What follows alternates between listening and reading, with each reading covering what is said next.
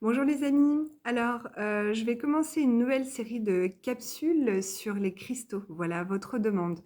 Donc, on va parler de choses, de petites capsules hein, assez courtes, qui soient bien assimilables. Et on va parler de choses très générales jusqu'à des choses très spécifiques. Voilà.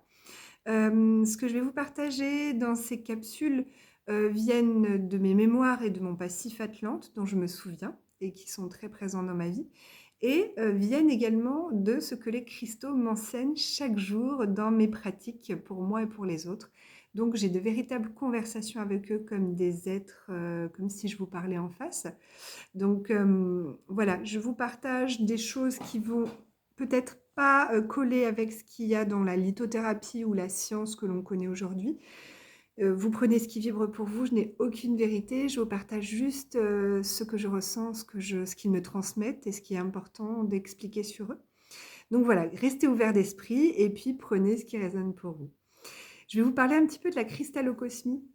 Qu'est-ce que c'est que la cristalocosmie? C'est la science et c'est ce que je pratique tous les jours avec eux.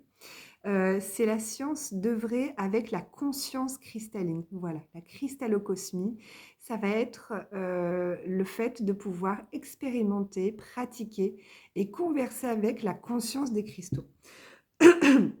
Donc, je vous engage vraiment, je vous invite vraiment à participer à ça et à essayer de développer ce sens et cette pratique chez vous de mettre en œuvre de la cristalocosmie.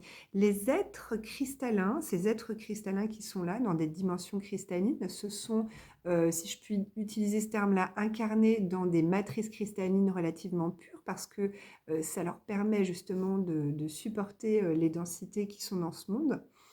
Ils sont là pour nous réunifier. Ils sont là, ce sont des maîtres ascensionnés, hein, incarnés sous forme de minéraux, pour pouvoir nous amener, ce sont de vrais partenaires ascensionnels pour nous amener à réunifier nos parts, notamment de la dimension cristalline, et de nous permettre d'aligner l'ego avec le cœur.